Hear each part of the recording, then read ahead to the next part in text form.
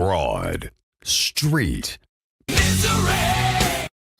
Oh, yeah. And even though we win, there's still misery. I love it. Come on, baby. Welcome to the Fly Eagles Fly podcast here on the Broad Street Misery Network. I am Corey Alexander along with the lovely and effervescent Jay Bliss. Yes, I'm sick tonight. Try not to carry my germs off to everybody, but I got a case of offensive-itis where I just can't seem to get going. So I think Kevin Patullo got that in September. Anyway, we got a lot to cover tonight, ladies and gentlemen. Yes, the Eagles did win, and yes, we can still be miserable. Now, I have switched to the Eagles, but you'll notice that's not my logo. I hate this logo, but that's all you get when you win, but not win great. Lee. So that's what you get. But he's got, look at you, pow, with the Eagles right there. I love it. No doubt. All right, we got a lot to cover, ladies and gentlemen, tonight. As always, we're going to have your game balls. We're going to have your drama queens. We're going to have our 4 points. We're going to have our in-depth analysis. I watched some good stuff, and so did Jay. We probably pestered each other with like a million different like catch-22s. We got some things to cover, but let's do some quick note cleaning because this will be interesting. I sent you this the other day. They cut their long snapper. They cut this guy like 5 times this year, which is crazy. Right. But I think he's a vested veteran. He doesn't have to go through waivers. He's going to go right to the practice squad because they cut a practice squad today guy. So they cut the long snapper yesterday. They cut the practice squad guy today. What I'm guessing is they're going to put him on the practice squad again. They're going to elevate him because they have one more elevation, I think, for him. And then I think he's going to be on the roster, obviously, for all of the playoffs. Right. So I just thought that interesting. But obviously that means to me, so that the reason I tell you this and everybody else this is that obviously something's coming for this game with Washington. It appears that they're going to play some starters. I don't have any doubts about that. They have to play some starters. There's no doubt about that. But it looks like they're going to have to figure out who's going to be backing up. And this was, from what I read, Jay, they're looking to bring up like Andre Sam and a couple other guys, like some cornerbacks. So I think what we talked about is right. I believe that they're going to rest a good amount of the defensive starters. They're probably not going to rest a whole lot of the offensive starters, at least initially, but that's what it appears like. Yeah, well, I mean, the number 2 seed would be nice because then you end up playing Green Bay, which is almost a guaranteed win, right? Oh my God, they are sinking. Well, here's the thing. You bring up a good point, right? So listen to this. You know me and my stats. It is important that the Eagles think about getting that number 2 seed because look at this. The franchise has only won 5 road playoff games since 1950. You heard that right. 5 playoff road games since 1950. And one of them was only one in the last 16 years, and that was the double doink in Chicago in 2018. That was their last road victory in 16 years. They should have beat New Orleans too, but that was. Don't remind me of those bad days. Right. But if you're thinking about it, that's not good. So and here's the thing, they're 5-14 on the road postseason games since beating the Rams 14-0 in LA Coliseum in 1949. But they're 11-4 at the all-time in length. So anyway, we're saying is going back to 1991, Eagles are 15-5 at home in the postseason, and all-time they're 20-9. A lot of those 9. So you're looking at most of those losses are coming on the road, though. 9 losses on the road when you're talking about the 20-9. So they have got to think about getting that number 2 seed if possible. Well, based off what I saw from the Rams, I'm not worried about them either right now. So I know. Of all the teams, and you know how much I like the Rams, and I love Stafford. They are trending in the wrong direction. Yeah, man. Like I say, it's like I say, as bad as people will say we look, I'm like, it's trending the right way for us. Like everybody look trash right now. Well, we'll get to that. Our offense ain't trending the right way, but certainly our team is trending in general and trending the right. Yeah. So, but we'll see about that. But we can debate that a little later when we talk about the Eagles Washington preview. But I just want to give a heads up on that because it looks like that's where the Eagles are trending right now. Now that they cut their long snapper, bringing him back to the practice squad, I believe that they're trying to elevate some people for this game to make sure that they've covered their defensive personnel in the wake of sitting a lot of guys. Right. So there you go. Let's get to the game here. A lot of things to unpack. Let me throw this at you, start, because I know we're going to get into a lot of good things, but let me start here because the offense we talk about, I mean, the defense pretty much totally handled itself, but we know this is not strictly a Patullo thing, right? It's not a Barkley thing. It's not an offensive line thing. This is an everybody thing. However, if we're going to get into blaming Patullo, which I think is valid, to me, it's they got 3 scores, and I think they only punted once in a very good first half. The problem we have with Patullo is when you have that first half and second half as dichotomous as it was, and that's a very big word for all of us, your face. So when you have this kind of so much different in the first half to second half, here's my problem, Jay. Where you could kind of pin it on Patullo as, okay, we know that Sirianni's helping him script that first half, get those plays done, get that offensive, get that rhythm, which it certainly had in the first half-ish. It wasn't, perfect by any means. When you get to the second half, that's where an OC gets his stripes, Jay, in my opinion. That's where you look at a guy and the guy goes, okay, he's got the headset, he's got the stuff, he's got his pen. This worked, this didn't work. We got it. They're trying this on defense now, which we didn't see. That one worked. We can try this a little different.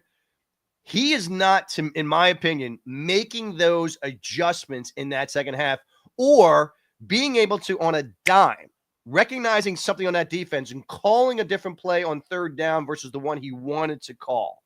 And here's an example, Jay. All year long, the Eagles last year ran this sort of 13 personnel, excuse me, or 12 personnel, 12 personnel, 2 tight ends, just Barkley in the back, and they would be in the I formation, they would pan it off, and they would do it.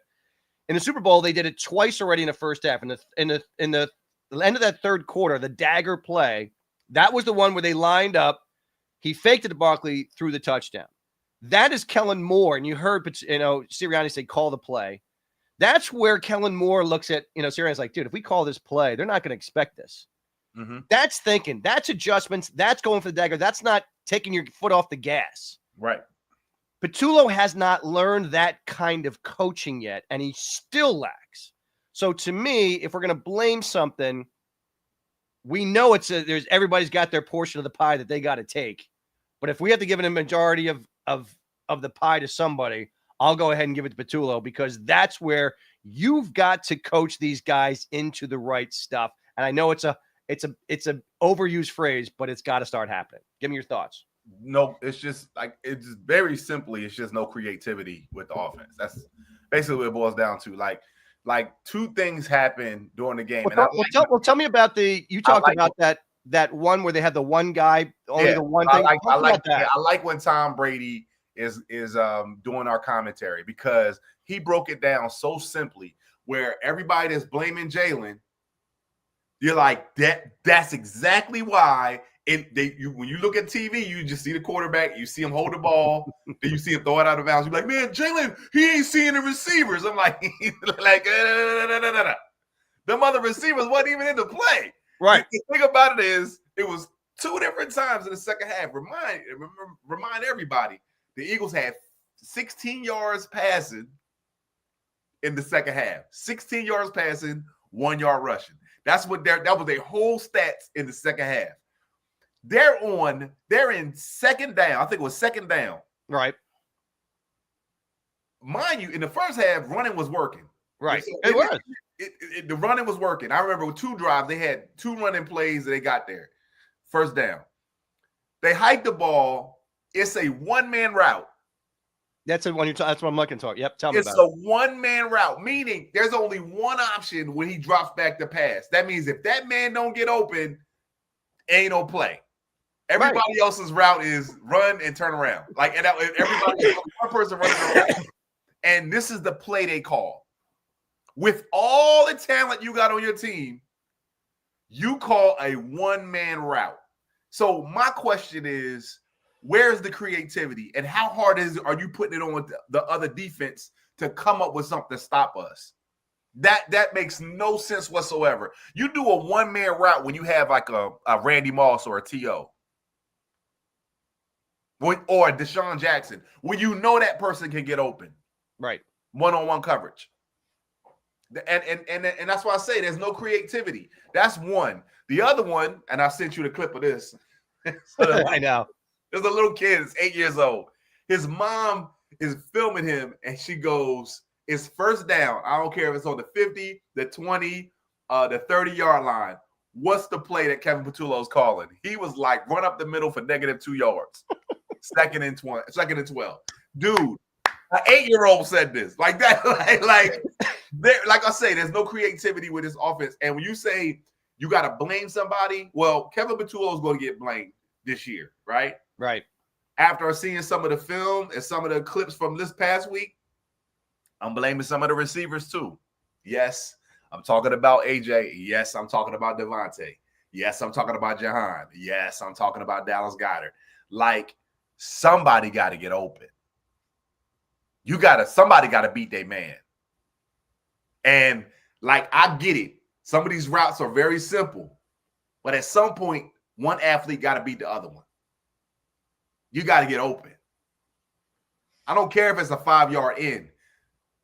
Put your foot in the ground, dude. Make it turn crazy. Like, do something. Get some kind of space. You understand what I'm saying?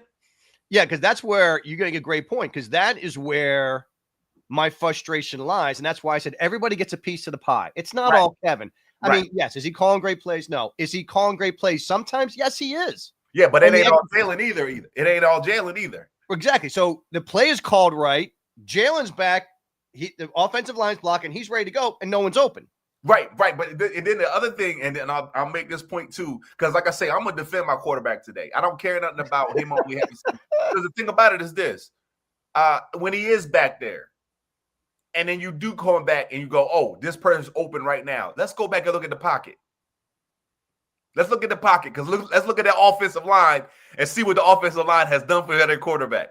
There's somebody in his face, and you go, "But he's open." Yeah, but look at Jalen's face. Look at the big 300-pound dude in front of him. Like you understand that it's not there. It was there, but it would have been there if the line was open, if the line was doing their job. So like I say, the blame goes to everybody, and you're not gonna put it all on that quarterback. You just not. Hey, Lise. Now the show starts with Lisa. Hey, Lisa. We talked about this too, but there's certain times where. Can you put it on Jalen a little bit? Yeah. I mean, he short hopped one to Devontae Smith, and he was wide open. Remember, he short hopped that one. It was in the first half. We talked about the Grant Calcaterra, which I know he's not the first option. He's not even the third option. But if you have something there, you at least see the guy and recognize that could be a better pass than trying to throw into double coverage. So, I like I say, that play, if the guy doesn't pass interfere, it's touchdown. Right. And yeah. So, I mean, so like I said, there's some nitpicky stuff, and it hurts would own that. There's a lot of little things that he could have cleaned up in that game for sure. But here's the other counter side, right? Here's the other side of that coin, which I know you love to point out. And I'm here, and as I said, I'm with you. I'm defending Hurts, and I'm with you. If you look at the game tape, and Dan Orlovsky did a great job with this. If you look at all the plays that Josh Allen didn't make on Sunday, and if he did, they would have blown us out. Yeah. On the goal line stand in the third quarter, he had a guy wide. He had Cooks right there, ready to go into the touchdown. If he just threw it to the guy, it was a touchdown. You know why he didn't do it? You're talking about the one that was on the side. Because there was nobody around him, though. But I get it. But he was running around trying to find like where right. No. This was the goal line stand, not the one where. Oh, okay, the goal line stand. Yeah, but that defense make you think different. Like you like, is he open? I'm sure he was shell shocked. Then even though somebody is open, they might not be open in his head. In his head, this defense is everywhere. Yeah, Everywhere. This wasn't the Jalen Hunt thing. This was the one on the goal line stand. I get it. Where Cooks is still there, and he looked at him, and then he looked away, and he went back. And of course, somebody then had, but if he hit him like as soon as he was, so everybody talks about Hurts, and I get on him too. I get it. Right. But that shows you that I don't care if you're Josh Allen, Jalen Hurts, or Jimmy down the street.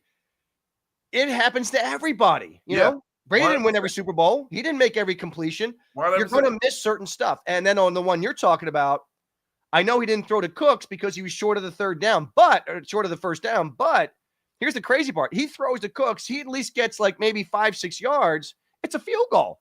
But here's the thing. Josh Allen plays the way he's played. He's been playing that way. True. But he'll get a nod for the league MVP. And Jalen won't. And you can't sit here and tell me that this man is that much better of a quarterback than ours. He's not. He's not. Well, you could say Vintillo needs to be. Where were you, third card Monty? We were talking about this for like 9 hours, man. You missed the whole show. That dude, Captain Obvious, right there with the comment. Dude, we already have his bags packed along with some Right. eggs too, because I know Right. he wants some eggs. Yeah, so when I'm looking at Josh Allen, and I'll make it later in my 4 points, but when I'm looking at Josh Allen and what he does, if Josh Allen was on the Eagles right now, it'd be the same outcome. Well, here's the thing. I think what you're saying is, and I would agree with in a certain aspect of what you're saying. Do I think Josh Allen is a better quarterback than Jalen Hurts? Statistically, yes, he is by far. There's not even a question. The question is, though, is he a better quarterback for what that team needs? And absolutely, unequivocally, it's no. Jalen Hurts needs this team, and this team needs Jalen Hurts. There's no doubt about that. Right. You don't want a guy slinging for 5,000 yards because it's going to take away. But here's the other crazy thing. They keep talking about Josh Allen, but they got the league leading running back. Right. And I'm like, okay, so Josh ain't doing that. The James Cook had 3 touchdowns last week. Right. And everybody's like, Josh Allen. It was Cook. It was Cook. Like Yeah. it was Cook. And that's what I'm saying. Like he did not get the criticism that Jalen Hurts would have got if it was Jalen Hurts that had missed that throw. He did not get it. They gave him a pass. Yeah. Oh, you're right. As I said, if Dan Orlovsky broke down the Jalen Hurts, like if Jalen Hurts was in the Josh, all those clips, and he showed like 5 different clips. Yep. Josh Allen completely didn't do the right thing. Yep. People would have been insane. They would have been burning down bridges and buildings in Philadelphia. Yep. So the biggest thing for me is, and we talked about this too, it's got to be some sort of change of pace. In that last drive where they need, when you talked about, hey, if they don't get a first down, I'm like, I'm picking It's a over. TV and, Like, dude, that joint was so crazy. And it was like 3 and out. It was obvious it was going to be a 3 and out. Like, the defense. the first play. Don't even take The your first helmet play, off. I knew it was going to be a 3 and Don't out. even take your helmet off, dog. Like don't even take it. Y'all might as well just go back on out on the field, dog. 5 minutes and 11 seconds. Last year, that would have never happened. Yeah, they would have just barreled through that. And here's the thing. I knew the very first play. Now, I told you, if they had done something, all you had to do was go under center, get Barkley behind you, fake to him, and throw either a little screen or a flare out to Goddard. Do a bootleg for 5 Bootleg yards. something. like something, dude. Anything other than handing it to Barkley and having him go down for a 2-yard loss. Anything other than that. Yep. And it's like there, and that's where Patullo, that's where it's on you. It's not on the players. They executed as best as they could. But the Bills saw it coming. They got 9 in the box. You ain't stopping that. Yeah. You ain't gonna go through that. Yeah. So yeah, the second half drives though. Ready for this? Now, by the way, it was not 16 yards. It was not 16 yards passing and 1 yard rushing. It was 17 yards rushing. Period. There was no passing yards in the second half at all. Right. So yeah, the 13 yards. They did 13 yards on their first drive and then a punt. Then no yards and a punt. Then 2 yards and a punt. And 4 yards and a punt. Wait a minute. Go back. The Okay, which one? 13 yards in a punt. Right. You know what that was, right? 2 Barkley runs. 2 run. No, it was 1 Barkley run and a Bigsby run. Oh, Bigsby run. That's right. That's right. But it was a first down and then another first down, right? Yep. So 2 first downs. Next first down play, incomplete pass. I'm like, why are you passing the ball right now? You just got 2 first downs back to back. You know what I'm saying? Like, why would you pass right there? Now it's 2nd and 10, right? What happened? Run up the middle for 2-yard loss. And I was like, dude, like, what are y'all doing, dude? I couldn't wait to text you, but I knew you were going to be all pissed off. I'm like, dude, I can't stand this offense. Yeah, it's 13 yards punt, no yards punt, 2 yards punt, 4 yards punt, minus 2 yards punt. That was their whole second half drives. Yeah, That's they was probably doing 1-man routes the whole time. And they did have terrible field possession. I get that. I mean, they started at their 22, the 16, the 1, the 20, and the 30. It matter because, when you start there or not, all you need to do is just get a couple first downs and just keep things moving. I know, but I'm saying, but the point being is that, they didn't. It's not like they started at the 50, and maybe it would have made a difference. Maybe it wouldn't have got to the 50. I think they would have gotten field goal range. Yeah. 1 first down in the whole half, no completed passes. Netted 140 yards after halftime for the Bills, though. So they didn't do much either. But boy, that was tough. So, I mean, and again, we all forget this too. Even with a decent first half, you know how the game started? Yeah, 3 and out. 3 and out. Yeah. You don't think with Patullo, like, listen, I know you're scripting this stuff out. How do you not start with just something? I don't know, maybe a flea flicker, maybe a reverse. I don't mind the first play though. The first play was a play action. Down the sideline, past to Jahan Dotson. I don't have a problem with that play. I don't have a problem with the play. If it connects, it's a game opener. Like it doesn't. Like it don't matter what they do at that point. I'm like, oh my God, we about to win this game. It was a great play. But that's the thing. The problem with the pass that he threw to Jahan Dotson, he was blanketed right here. The guy was right in front of him. It was blanketed. Here's the thing. It's 2 things happening in that play. Number 1, they went from up on the center, play action pass, linebackers came up, and the pass goes. It wakes their defense up to be like, shit, we got to make sure we back, right? Can't cheat on this one, right? Right. Number 2, it could have been a pass interference. It could have made the catch. Who knows what could have happened? You understand what I'm saying? But it is keeping their defense honest from the very beginning of the game. We ain't handing the ball off on the first play, so y'all automatically fill in the box, making sure y'all getting them -2 yards off that first play. There is an option here where this dude can actually pull this ball back, and then all of a sudden your safety is like, "Oh shit!" So I get it's the idea of the whole play. I get that. The fact that we have the ability to throw this ball down the field. Don't play with us. Yeah, that's where I felt like okay, I'm okay with that. I get that you're in love with the idea of that play, and so am I. I absolutely love the idea of that play, but the execution was terrible because I just got to believe there was somebody on the field other than Jahan Dotson that was even semi-open. But see, there we go again, Corey. It wasn't the point. The point was when they went in the huddle, Jahan, is this one coming to you? It did not matter who else was open. That was what the play was. The play was, Jahan, you the first read is coming to you. That's what it was. It had nothing to do with the fact that they were just trying to keep that defense honest. If they had connected, boom, game time. It's already on. Dude, I got to quote Herm Edwards. You throw the pass to be completed. That's why you throw passes. No, not all the time. Not all the time. You play to win the game with completed passes. All right, let me tell you like this. When we get to the playoffs, that first play, if it's a play action, it is a pass all the way down the field to Jahan for a touchdown, I'm going to be like, shut up. I tried to tell you that's what that was about. I'm going to text you like, he didn't run fast enough. Yeah, I know. You got something to complain about. Oh, of course I will. Did you see that? Did you see that beer vendor, man? He spilled that drink on the way to that fan. Right. All right. Just some things I threw out there. The great play design for the TD was great, by the way, too. I thought that was one of the few times I'm like, that is a great play call. Finally. Right. Adoree had a nice breakup, by the way. Adoree played okay. There's a couple things in the air, but Eagles were doing great against the blitz, by the way. I just throwing some notes out there that I had in different things, but I just think the 3 straight 3 and outs, it's just, the second half was just ugh. But one of the biggest things, this is what talking about, you win, you play to win the game. Every single snap, especially, and they got to learn this now. These players got to learn this, that every single snap of the playoffs means everything. Jalen Carter, even though he did a little, of course, there's always something in the game where he bothers me. And he did something with that guy with the slap and the whole thing, whatever, because the guy yelled at him or something. But anyway, he's maturing a little bit because he plays hard, even in special teams. He could just kind of go through the motion. I've seen a lot of guys who are superstars just go through the motion on special teams, just go like, all right, I got to do this. That dude blocking an extra point changed that entire game. 100%. If they go down 13-13 to kick an extra point, that ain't even happen. It ain't even a problem. Right. And then we are screwed trying to get back there because our offense hasn't done anything all game. Right. So that is just, I mean, that shows me that, he's maturing enough that I'm like, ooh.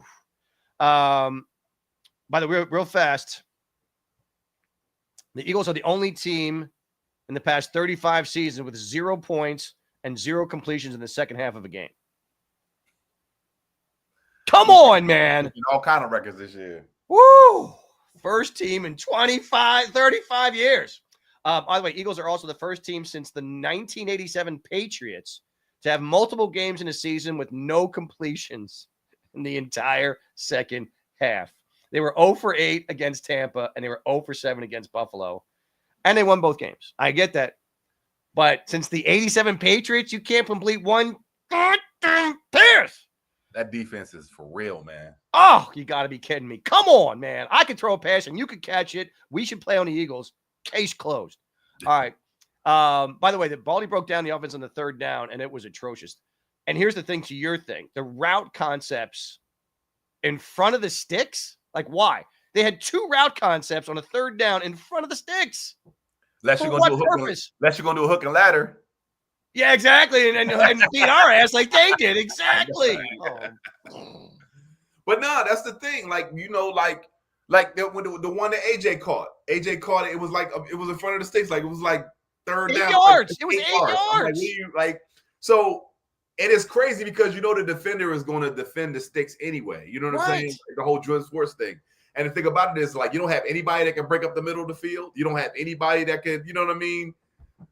But that's your man. That's your man. I know, but that's all. Is like the route concepts were terrible. The scheme to get somebody open is terrible. Yeah. Just poor concept. He's like, mix it up. He's screen pass, Texas route. Give me something. Yeah. The Eagles defense just couldn't do much more than it already did. I mean, it's incredible. Let me just see here. The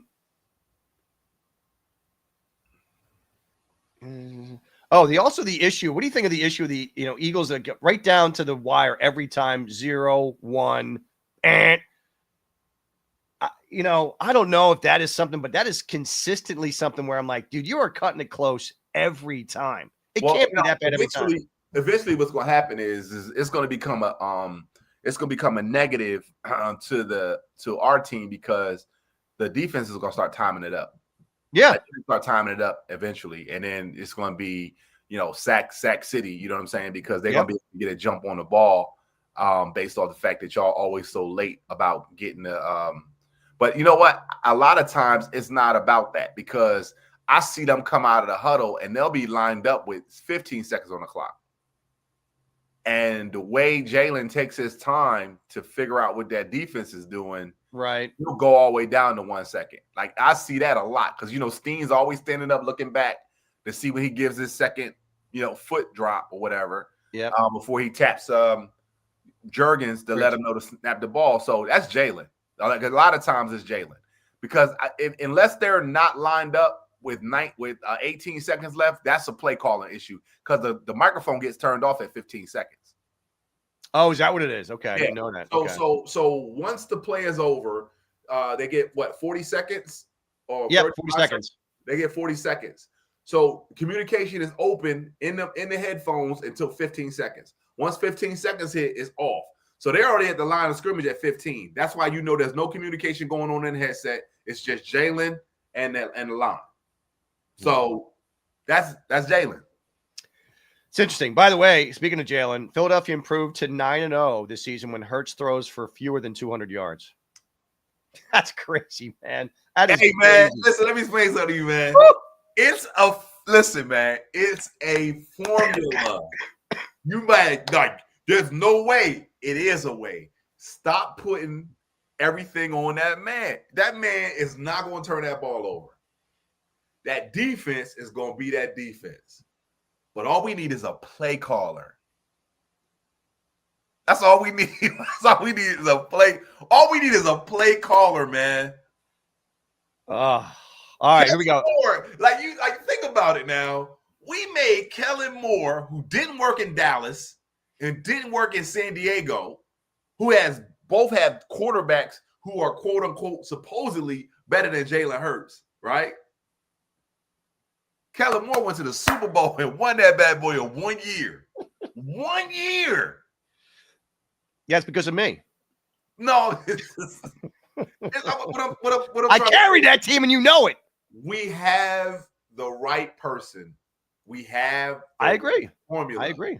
People are expecting more. They want Tom Brady, right? But when you go back and look at Tom Brady wasn't throwing the ball all the way down the field all the time. Well, I told you that statistic last week. Tom Brady, through the first, I think, 5 or 6 seasons, and same with Jalen, Tom Brady he averaged 238 yards a game. Jalen was averaging 218 yards. He's only throwing 20 yards more a game. 20 yards more, right. It's nothing. It's nothing. Right. That's one pass. Right. Eagles, by the way. Yeah. Eagles, and to finish up the Carter thing, man, he was shoved by the Bills guard, and it seemed like he was more. That's the only time when he shows immaturity. When I think he was on that play, when he slapped a guy, he was more intent on getting that guy back and revenge than actually following the play, because the guy ended up getting a couple yards right beside him. And I just think that's like, he's got to start maturing, man. It's got to start next year. With that contract, it's got to happen.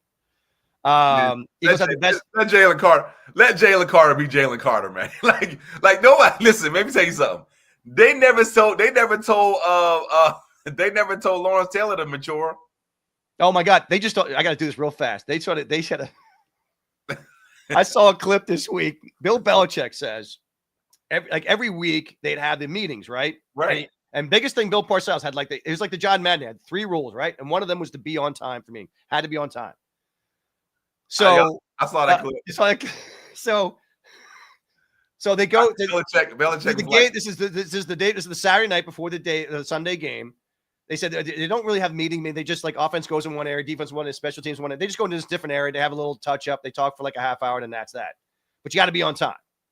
So they start this meeting. It's supposed to start at 7:30, right? So it's 7:30 starts. Next, LT's not there, and he's like, fuck it, I got to start. So he starts the meeting. Belichick starts the meeting. Parcells is doing whatever he's doing, and about 11 minutes in, LT walks in, sits down, and kind of slumps over the chair. He's tired. He's like falling asleep, right? So he's 11 minutes late.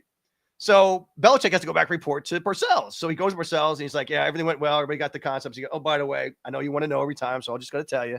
LT came about like 11 minutes late, to just let you know. Tim Parcells looks at him and goes, why'd you start the meeting? Why'd you start the meeting? Right. Exactly. It's like, it's the same thing with Jalen Carter. Listen. Why'd you start the meeting? Listen, man. Jalen Carter wasn't worried about that tackle. I'm gonna get this man back. So why somebody else didn't tackle that man? Let Jalen Carter do, man. Don't like it, man. Hey, that dude, listen. That dude gonna get us another Super Bowl. Please believe me.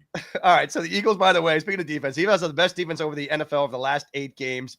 Eagles are giving up the fewest points in the league, just 14.5 over the last 8 games. Best stretch in the Eagles defense since. You know who it was. History? We talking Eagles history? Eagles history. This is the best 8-game stretch of only giving up 14 points since who? Since what defensive coordinator? Buddy Ryan. Oh God, no. He was awful. Who was the best? Who's the best? One of the best coordinators we ever had. History. Jim Johnson. There you go. Yeah, I would put Marion Campbell as a strong too. Jim Johnson. Yeah, Jim. I mean, Vic's is in his own category. It could have been better, man. It could have been better because we could have shut Buffalo out. Yeah, I know. We actually got a damn first fucking down. Yeah, it could have been 0, man. Yeah. Eagles are giving up the fewest points in NFL since they hired Vic Fangio at the start of last year at 18.3. That's unbelievable. Yes, sir. The Eagles recorded all 5 of their sacks in Week 17 with a 4-man rush, by the way. I thought that was pretty cool. Yeah. Eagles have accumulated 18 sacks over the last 4 games with a 4-man rush, 7 more than any other team in the NFL. That's crazy good. Do you notice they don't blitz Jahad Campbell like they do Nakobe Dean? No, they don't. But that's because – so what my understanding, I read something about it. My understanding is that Jahad Campbell feels more comfortable as a stand-up and going. He's not like he doesn't do the Dean thing. But you know why? Because he's an outside linebacker. He's not an inside linebacker. And that's same with Zach Vaughn. And he was on that man that was wide open in the end zone. So I know. Dean would have But that's a quick question. Before we get to the 4 points, that's a question for you. Why is I have it in here. Why is Jahad Campbell covering Shakir? What is it? Shakir? Yeah. See, I didn't get that either. But not only that, his back was turned. Yeah. So Were you man or was it supposed to be zone? Right. Because I didn't get that at all. Zone, you shouldn't have had your back turned at all. And I think that's the reason I think he missed that pass. I don't think of course we know there's no way Jahad Campbell should be covering Shakir. There's no way. No. But you know, here's the thing. Well, I think what he did, I think Shakir came up, all right, like this, and he went like towards the post, and he saw Jahad Campbell kind of follow him, and then he zagged. And I think Josh Allen thought he was going to go this way, but then when he zagged the other way, Josh's like, "Oh, I'll throw it." And I think he got too excited because he was wide the hell open. I don't think that was scripted. I think they improvised that, and that's why they missed. Play. I think it was a play. Number one, Jahad was trailing way too late. Like he trailed. Oh my God, there was no way he was going to catch him. Nah, but you know, he was running towards the safety, but you know, Blankenship was already there. So if he had thrown the ball, Blankenship was going to knock that down. Like, it was no way they was going to be able to get it past to the. Oh yes, and that's the thing with Jahad. He should have known to go out to the flag because there's nobody there. Blankenship pointing him back that way. Yeah, like, go. But you know, the thing about it was, if you was playing zone, he's in the right place. This is my backside over here. You know what I'm saying? In the middle. Yeah. So I don't know. what happened. By the way, this Sunday marked the second time Jalen Hurts has won a game without completing a pass in the second half. We know we just talked about that. Whew. By the way, Bills are third in the NFL with 29 points per game, and the Eagles held them to a season low 12 points. They're fewest at home. Of course. They're fewest at home since the last day of the 2022 season. That's not bad at all, man. Yes. The line had 5 sacks in the Eagles' first 7 games. They have 17 in their last 9. That's good time right there. Let's go. All right. It is half past the hour. A little smidge more. All right, we're going to get to our 4 points. Let's start it off with our 4 points. Mr. J, I want to hear your first 4 point. The offensive line is going to be our downfall. Oh. If we end up exiting the playoffs, it will be because of the offensive line and nothing else. Yeah, I mean it's obviously brutal. And I don't care, you know, clips live forever online. And I'm not stating anything that anybody who's watched Eagles games have not seen. Cam Jurgens is not awful. It. I mean, is not it at all. Like, I don't know what is going on. Like, he's not doing his job at all. He's hiking the ball. He's hiking it. That's about it. I said my first 4 point was, you know, essentially the same thing. In fact, my 4 point is about the O-line, but the dysfunctional offense is killing this team. Yeah, it's literally killing this team because what you just pointed out, if the Eagles were as efficient in the second half, even close-ish to the first half, the Bills would have 0 points. Yeah, we would have got 20. We'd have had 20 points. We would have already had 20 points in this third quarter. Yep. They would have been dejected. Defense would have been foaming at the mouth, like, let's shut them out more. You know what I mean? All we need to do is be able to move the ball a little bit, man. And that gives them rest. I mean, it gives them rest and gives them spirit. Comes off the clock, all that stuff would have happened. Yep. The dysfunctional offense is killing this team, and we'll see what happens. Number 2 for you. Defense is superb, man. Like this defense, it's a shame that this defense is gonna go to waste. Like it's a criminal. It's criminal how good this defense is, and the fact that this defense very much reminds me of last year's defense, but it gives me 92, man. Like that defense 91 92 year. That defense alone, because when Randall was hurt, that was the year. It was 91. That was 91. Yeah. Right. So that's why I said 92. That defense, you didn't have to do much on offense with that defense. Like they wasn't 92. Scoring. They had Randall back, so they were doing a lot better. But 91, it wasn't scoring on us. You understand what I'm saying? And this defense reminds me, like, no matter what offense you put on the field, I'm like, y'all not getting more than 2 scores. You know what? Maybe. You know what killed me in 91 is watching Jeff Kemp run around like with his hair on fire, just trying to get a pass off. Right. That offensive line was so terrible that he was under siege every time he went back. And it's like, it's not Jeff Kemp's fault. He doesn't have time to pass. Right. So this defense, like let's look at the Buffalo game. Just look at it. Look at the two scores that they got. Look how hard it was just for them to get in the fucking end zone. Like Yeah. it was like even the touchdown that the tight end got, it was like, nope, he didn't make it. Nope, he didn't make it. Like I was like, yo, and Josh Allen was the same thing in the first half when he tried to get the touchdown on fourth down. They were like, he didn't make it. No, didn't And I'm make it. like, look, this defense is real. Like, and the way they was hitting them violently. I loved it. Like just like I loved it. Yeah, that's reminds me a lot of the 91 team. Not only was good, but they were violent. Yeah, and this is so what the we're getting back defense- to that old days. This defense is a Super Bowl defense. And this is what's scary is it reminds me of 91 too. And it's like 91, you had Jeff Kemp. Here you got Jalen Hurts. You got Jalen Hurts. 91, you had We got everything we need. We got everything we need to beat every team in this league, man. but they did have, the only bad part is they did have like Keith Jackson, which would cancel out Goddard. You had Williams and you had Arkansas Fred. So that would kind of cancel out two wide receivers. We didn't have any running game whatsoever. No. But so you have something, you have the tools to put this all together. Everything we need, man. Yep. All right. So number 2 for me was Jake Elliott. Positive sign, man. Yeah. He's Rain, wind, nailed both of them. Yep. Positive sign. We needed that. Number 3 for you. Find a way to scare defenses. We got to find a way to scare the defenses. I love that. I don't care if this game here, like when we go play Washington, if AJ Brown get 4 touchdowns, like that'll be like, oh shit, like that is it's a way for a defense to be like, man, dude, whatever we can do, we got to stop AJ Brown. Something to make a defense do something out of the ordinary to try to eliminate something from what we want to do. There's nothing that we've done to make people go, we got to stop them from doing this. Right. I agree. They don't have to do much to stop our run because the defensive tackles is getting past Cam Jurgens. You know the phrase I would love to hear, like in the playoffs for when the offense on the field, like ta-da, like a magic trick. Like where was that all year? Ta-da! Yeah, there you go. That's what I'm hoping is going to happen. But I also had that same feeling we played Tampa that year. Yeah, exactly. Didn't happen. And I was like, oh, this is horrible. Yeah. My third one was, this defense is scary. I mean, it's beyond Super Bowl ready. I mean, this defense is just flat out scary. 100%. Because, we talked about this too, is that the best part about this defense, that 17 sacks over the last 9 games, it's coming from a rotation of people. Yeah. Like you stop Myles Garrett. Okay, who else they got? Nobody. You stop Jalen Hunt. You got to deal with 3 other people.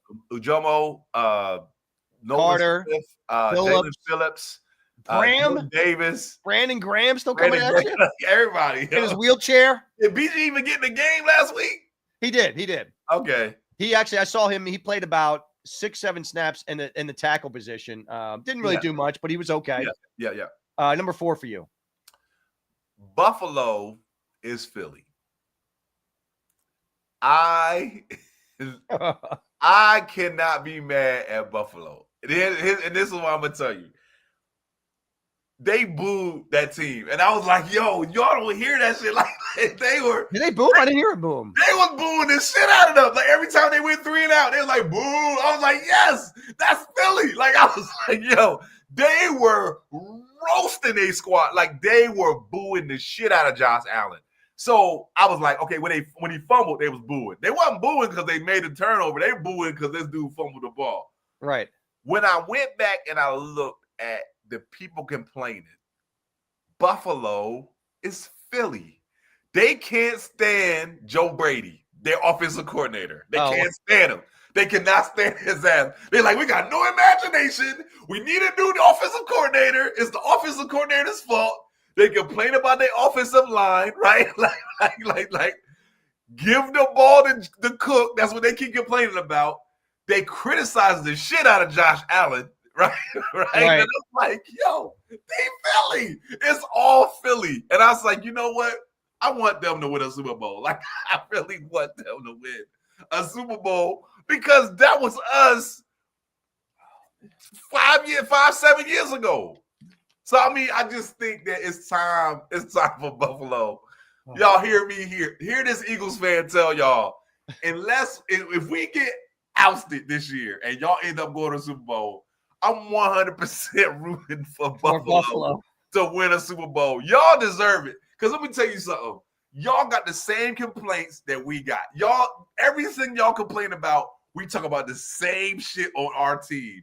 We can switch offensive coordinators if y'all want to. Like at this point, I don't give a damn. Like, hey, do you not know how to call shit? I don't know how to call shit either. Perfect. We'll just switch it up. Yeah. The only problem is they don't have any wide receivers though. They got 0 wide receivers. No. I don't want to hear that. You say they don't have any. You say they don't have any wide receivers, and I will argue that point. Because from what I saw this weekend, they didn't seem like they couldn't catch. Yeah, but they ain't getting open either. And ours are, right? I know. Well, ours So that's too. what I'm trying to tell you. Well, what I'm saying, they don't have a 1,000-yard receiver. Their best receiver is the tight end, who's Dalton Kincaid, who wasn't on the field. Wait a minute. Their best They receiver don't have is a Dalton 1,000-yard receiver. Now, is it the receiver's fault or is it that quarterback's fault? Josh Because is if it was our team, we would be blaming Jalen. I hear you. But you listen to we need a Buffalo fan on here right now, and they're gonna be like, Josh Allen, that's his problem. And younger you be like, wow, dude, trust me when I tell you, it's the same. It's the same team. It is. It seems very similar. It's very similar. You would laugh if you go on and just do a search of Buffalo fans reacting to the Eagles game, and you'll hear all the. Well, I will say this: Buffalo, Philadelphia, they have the same fervor fan base. It's unbelievable. So they did a thing. The place that invented the Buffalo wing. Yeah, they had the restaurant. They wait for the Philly fans to come because they like, okay, the Philly fans are gonna take over this weekend or whatever. They will welcome them there, and they was like, so what do you think about the Philly fans? They're like, they just like us. We love them. And I was they're good people in Buffalo. They're damn good people up there. They hate it teams like we do. And it's like that's the thing. I am rooting for them to get a Super Bowl. It won't be this year. It won't be this year. But you know what? The thing about it is, it might be. It's when you least expect it. Yep. It's when you least expect it. We'll see. My fourth point was, again, the O-line needs to step up. So we already talked about that. So I'm good. All right, give me your game ball, offense and defense. Game ball goes to Vic Fangio. 100%. That's my man, 50 grand right there, man. Vic Fangio get the game ball, baby. My man in Amsterdam. That's it. Yeah, Vic Fangio. My game ball and offense went to Goddard. This is because he's got 11 touchdowns now, which broke the record for most tight ends, most touchdowns by a tight end. So good for him. My defensive thing, that's to share between Carter and Campbell. I told you Carter because he blocked the extra point, which made a difference. Did you see Campbell? Speaking of Campbell, yeah, that dude went from like 7 yards in front of the line of scrimmage all the way to that ball and fought that dude for that ball. Yeah. That, ladies and gentlemen, you need to look at that and show that is called effort. Yeah, 100%. Nobody even Phillips didn't run that bad. I mean, Campbell went like a beeline. Mm-hmm. Yeah. Props to Campbell because that also was the game changer. Those two guys made the two most important plays that entire game, 100%. without a doubt. Yep. And also, by the way, Brandon Mann. Yeah. Gotta love the white guy. Come on, give me some love. Yeah. Oh man, and they could have had the ball on the one, man. My man. I know. Oh. And the guy didn't even need to touch it. He didn't even need to touch it. Yeah, watched it. Yeah, it wasn't going nowhere. Yeah. You shouldn't have touched it, and that's what I heard a lot of times from my ex-girlfriends. All right, so here we go. Drama queen, man. Who you got? The Panthers and the Steelers. This is crazy. So the Steelers could have just won the game. They could have just won the game, won the division, game over. But no, they had to lose to the Browns. I was like, what? Oh my God. Lose to the Browns of all teams to make this next game winner take all. It's unbelievable. To top that, the Panthers lose, the Bucks lose, and Atlanta wins, right? So here's the crazy part about this one. The Panthers play the Bucks, right? Yep. If the Panthers beat the Bucks, the Panthers win the division. Right. If the Bucks beat the Panthers, the Bucks win the division only if Atlanta loses to the Saints. Because if Atlanta beats the Saints, the Panthers win regardless. That shit is crazy. That's the most complicated thing I've ever heard in my life. It's out of control. So the Panthers really should just sit back and just watch to see if Atlanta wins. Like they should just send some players down and make sure Atlanta, because all Atlanta has to do is beat the. If the Atlanta beats the Saints, the Panthers win the division regardless of what happens in their game. To all of our fans out there, if you don't understand a word that he just said, let me break it down to you in one easy sentence. NFC South sucks my left nut. All right? It's crazy, dude. They are awful. That is not even a division. Crazy. All right, here we go. Drama queen for me. Dude, you got possibly the best team going into the playoffs. Yeah. And you done pulled this shit. Stephon Diggs. What the fuck? Hey, man. You just fucked up your whole team. That happened back in where? Last month, maybe? December 3rd. Okay, yeah. Almost last month. Hey, man. Immaturity. Unbelievable. Immaturity. First of all, you never do that, period. But then you know what kind of season you're having, and you just pull this shit? How do you fuck up the whole team with one dude? That's selfishness. That's immaturity. Hey, man. That's wide receiver behavior. Oh, my God. Drama queen times a million. All right, let's go get the grades real fast. What do you got for offense, defense? I gave a C. Offense to C? Yeah, defense I gave A+. Special teams I gave an A. Coaching I gave a C. Offense C-. I can't even give you a C. Defense an A+ for sure. A++ would have been even better. They could have gotten an A triple plus if offense didn't fuck up. Special teams I gave an A-. I thought they were really solid. And coaching between Patullo and Vic, it averages out to a B-. All right. Real fast, let me just do any insights here. Tank Bigsby did have a little bit, but didn't look as explosive as he normally did. The run blocking, by the way, was up and down. I think we talked about that. Pass protection was mostly sound, but only in the first half. Seemed like he got a lot of pressure in the second half. Fred Johnson, he got off to a rough start, I thought, but I thought he did okay. Tyler Steen didn't block a blitzing Matt Miano on the fourth quarter, third down. That was another throwaway. Dickerson, I thought he was again up and down. Cam Jurgens is still struggling under center big time. He got dusted. And here's the other thing too, real fast on Barkley. I don't know if you saw this, but there was a pass play where Barkley turned his shoulder like this and kind of like bumped the guy, and then he ran down Hurts and he had to throw it out of bounds. Like, I don't know what's going on with Barkley and his blitz pickup, but it's just awful. Yep. And there's what I'm telling you, like Jalen Carter on special teams doesn't have to do anything, and the guy's putting 100% effort in.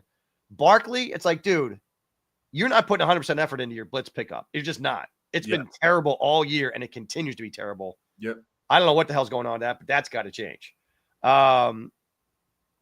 What else? Real fast. Hunt, by the way, had 2 sacks in his first 12 games. He's now with 2 Sunday. He has 4.5 in his last 4 games. Team high 6.5 sacks.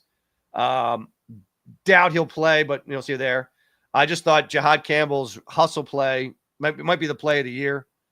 Jalen Carter looking great. Jalen Phillips, I think, is still making a difference on this team every time. I love his hustle. Mm-hmm. The only thing he did, he failed to set the edge on Cook 10-yard rush in the third quarter. But other than that, I thought he played pretty well. Jordan Davis still a beast. Mario Jomo is still playing out of his mind. Nolan Smith had a quiet game. I don't know if you see anything about Smith. I didn't see anything come from Smith that game. No. Zach Bond was outstanding. Quinyon, unbelievable. He had a couple of tough breaks. He had a pass interference. I thought that was a little weak. I mean, he did grab him here, but it was a little weak. I thought the hold on the arm was much more egregious on A.J. Brown than his little tug here. Both are penalties, but both should have been called. Yep. I thought Cooper DeJean was excellent. Adoree Jackson had a pretty solid day. What'd you think? Yeah. I mean, it was decent. Didn't hear about anything. Yeah. Other than the breakdown with the Cooks 50-yarder, I thought Blankenship and Epps made pretty good plays. Epps with that big play on the second down when they did the goal line stand. Yeah. Where's Epps coming from, man? Where is this dude coming from? Playing like a maniac. Again, I thought Jake Elliott, they weren't the biggest field goals in the world, but boy, he did great. So good for him. Man, he's tied for third in the league, by the way, with 69 punts. All these 3-and-out punts. He's tied for third in the league in punts. And the other 2 teams, losing records. Good. By the way, he averaged 54 yards per punt on Sunday, 388 yards on 7 punts. That's outstanding. Third best rate of the year. Pair of punts over 60 yards. Pinning him into the 20s. Just doing a great job. MVP, man. I think Brandon Mann's got to be the MVP of this team. He's unbelievable. All right. Real fast on the coaching. Everybody wants to jerk on him, but listen to this. Most wins by a head coach in their first 5 seasons with a team, including playoffs. 68, George Seifert. 67, Tony Dungy. 65, Nick Sirianni. 65, Don Shula. He's tied with Don Shula. Most wins in the first 5 seasons with playoffs. That's just. You got Super Bowl, man. What you gonna do? Among that group, only Sirianni and Shula took over teams that won 4 or fewer games the year before they were hired, by the way. All so right. Seifert and Dungy already had a head start. Shula and Sirianni did not. That's pretty damn good. Nick has led Eagles to 4 straight 11-plus seasons, plus win seasons. The only other coaches in NFL history to do that in their first 5 seasons, Andy Reid, Tony Dungy. Insane, man. 4 straight seasons of 11-plus wins or more. That's crazy, crazy good. And by the way, his winning percentage in NFL history, only behind Vince Lombardi and John Madden. Cool. All right, here we go. Eagles stats real fast before we get to our preview. Eagles went from 22nd offense to 24th, averaging 311 yards. Dallas still number 1. They went from 23 in passing to 23, did nothing move. They're 192. By the way, they're ranked 23rd in passing. You know who's run behind them? Washington. Okay. How are you 1 ahead of Washington? Come on, man. Washington in the playoffs. We ain't worried about no stats like that. Eagles went from 15th in rushing to 18th with 119. Baltimore still number 1 there. They went from 16th in scoring to 19th at 22 points a game. Rams still number 1 at 30. On the defensive side, this is where you like to lick your chops. Here we go. They went from 12th overall to 13th overall. They actually went down, believe it or not, but they're averaging 316 yards a game. Houston's still number 1 at 272. They went from 7th in passing to 9th. They actually went down a little bit to 193. Buffalo is still number 1 in that one. They went from 21st in rushing to 21st. No movement there. Jacksonville still number 1 at 86 yards a game. Wow. Eagles also did maintain. They're number 3 in scoring now. They're still number 3 in scoring at, well, it's really 19 points a game. 18.8, but really 19 points a game. Houston's still number 1 at 16. All right. Who was your top 5 last week? Give it to me real fast. My top 5 last week were the Seattle, the Bills, the Eagles, the Rams, and the Broncos. All right, my 5 was Seahawks, Pats, Broncos, Jacks, San Fran. Let's get to this week's top 5. Your number 5, sir. Texans. Ooh, I like that. Number 5, Texans. My number 5. Ugh, I hope Ray doesn't hear this. Number 5 is San Fran. Right. I think they're looking pretty good, man. Go ahead and give me your number 4. Patriots. Wow, Patriots at 4? Okay. I got Jacksonville at number 4. They are starting to round into shape, man. They got a really, really good defense. All right, number 3, hit me. Eagles. Yeah. Number 3. Eagles, number 3. Number 3 for me is the Broncos. Number 2 for you. Seattle. Number 2 is Seattle. Okay. Number 2 is Seattle. Number 2 for me is the Pats. Give me your number 1. Broncos. Broncos number 1 for you. Seattle number 1 for me. Actually, that didn't change a lot from this, but I got the Eagles as number 7 behind the Bears because you lost to the Bears. I know you don't like it. I know you don't like it. No. I had the Texans. We play any of those teams. The only reason I put Seattle up there is because of their record. That's it. Yeah, and they still look pretty good. It's not like they're not trash. Listen, let me tell you something. I'm telling you right now, the way the Texans defense is playing, whoever they play in the AFC, they're gonna play. They're gonna score about 12 points. Yeah, Texas defense is so legit. It's the same, and it really could end up with our 2 teams in the Super Bowl, and the Super Bowl end up being like a game that's 12-9. People are like, man, that was a boring Super Bowl. Hey, dude, that's defense. That's the defense. Yeah, I mean, the biggest thing with the Texans is the only wild card is C.J. Stroud. Sometimes he looks great. Sometimes he looks like shit. Yeah, but they got an offensive coordinator. They have a coordinator. We don't. This guy right over there. All right. Yeah, I rounded out with Bears, Eagles, Texans, Rams, Bills. ESPN has Seahawks, Pats, Broncos, 49ers, Rams, Eagles at 7. NFL Network has Seahawks, Pats, Jags, Broncos, 49ers. Eagles only moved up 1 to 10. Now that seems a little disingenuous. Which is weird that they have 3 teams ahead of the Eagles at 11-5. You know, Eagles 11-5 too, but they all lost as opposed to Eagles winning. Right. I don't know how you do that. I like when they do stuff like that. And the other thing is, like, you know, people keep saying, "Oh man, San Fran look good." Do they? Do they? Do they really look good? Purdy's looking pretty good. Listen. You can't always compare it to what you think the Eagles would do to them. I mean, just to themselves. No, that's the only thing I can go by. Because the thing about it is this: you can look good against the Bears defense. You can. Yeah, because the Bears that game was back and forth. I mean, it literally came down where they both scored almost 40 points, right? How can we not score 40 points on the Bears? Because the game plan was different.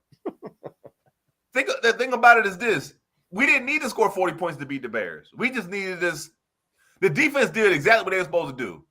They didn't stop the run like they were supposed to. They basically ran the clock on us. You're right. That's basically what the Bears did. But I bet you we play them again. We already know they're not going to score 20 points on us. Oh, all right. You understand what I'm saying? All right. They're not scoring that many points on us. So all we got to do is basically get 3 touchdowns, game over. We'll see. It's not no we'll see. That's what I'm saying. I'll put it like this. What team in the NFC is putting up 40 points, 30 points on us? Nobody. Of course not. Exactly. What team can we put more than 10 points up on?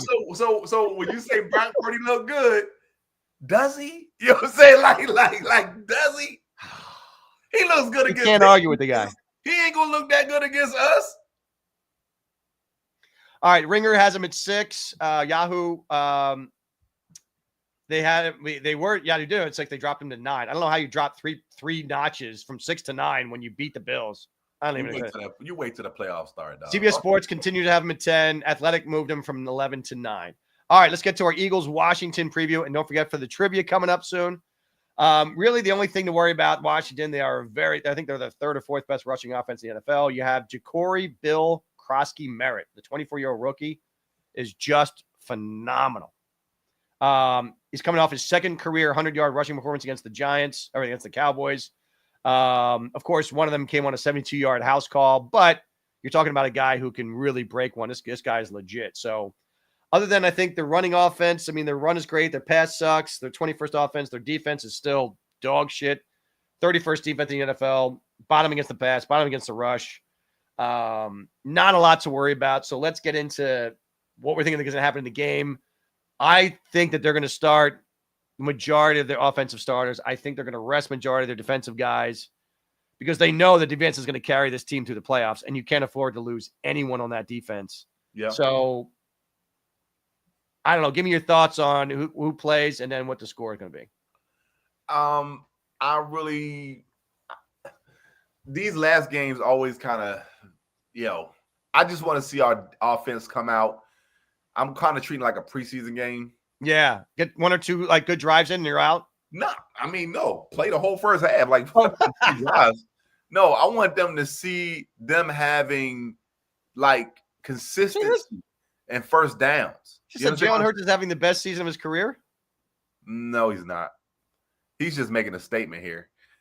He's not having because he's had the best season of his career probably was 22. 22 when he went to the Super Bowl and lost. Yeah. That was probably the best one. Easily the best year of his career. Easily. Yeah. But no, I want them to be consistently being able to get first downs and start like ahead of the chains. Like that's what I want to see. I want to make sure going into the playoffs, I can see them doing the things they need to do, not the 2-yard loss for first down. We need to go down to Kevin Patullo. You and I need to take him arm in arm. Say, like, all right, see the sticks? You see where the 10-yard marker is? Right. You need to call an 11-yard play, my man. See how 11 is more than 10? That's what the play you need to call. So what do you see on Sunday? Honestly, I think we win the game. Just because we're just better than Washington. But maybe the score is like 24-13 or something. 24-13? Yeah. Okay. Yeah, I mean, even if Tanner McKee takes over, he's going to ruin that defense. So I just don't see us not scoring a lot of points. We're going to do that. Just a question if we have a lot of backups on defense, which I really think we will. They might do something with that run game. Right. We don't have the best defensive I mean, we do have Byron Young, and a couple of those guys Jomo can still play. So I'll probably say the Eagles play the first half offense. I think they score 14 points. I think that's good enough. I think they pull them in the second quarter after they score the second touchdown. Yeah. And I think Tanner Gee gets one touchdown and a field goal. So I'll go with you. I'll go with 24-17. I think they get a couple of cheap touchdowns at the end or something like that, whatever it is. So there you go. Last but not least, let's get to a trivia. This is the 13th consecutive season the Eagles have had a Pro Bowl offensive lineman, or all 13 years since Jeff Gladney arrived here since Chip Kelly's staff in 2013. That's amazing. So 13 consecutive years, at least one Pro Bowl offensive lineman. They had a Pro Bowl offensive lineman in 8 of the previous 41 years. Yeah. They've had 27 Pro Bowl offensive linemen in 13 years of Stoutland. That's just unbelievable. Mora Jomo, again, is still leading his team with 5 sacks, which is crazy. The Eagles are the only NFL team with 4 interior linemen with at least 2 sacks. Ajomo, Davis, Young, and Carter all have at least 2 sacks. That's crazy times, USA. Man. Quinyon Mitchell and Cooper DeJean both making the Pro Bowl in their second season. How rare is that? The only other team that's done that to have 2 cornerbacks make it in their second season. Anybody know what team that was? Write in if you know what that is, and it's not the Eagles. By the way, this is the 7th time the Eagles have had 2 players in their first or second year picked at a Pro Bowl team in the same year. But it's only the second time in the last 56 years. Who were the other Eagles picked in their first or second year to go to the Pro Bowl? Name those players.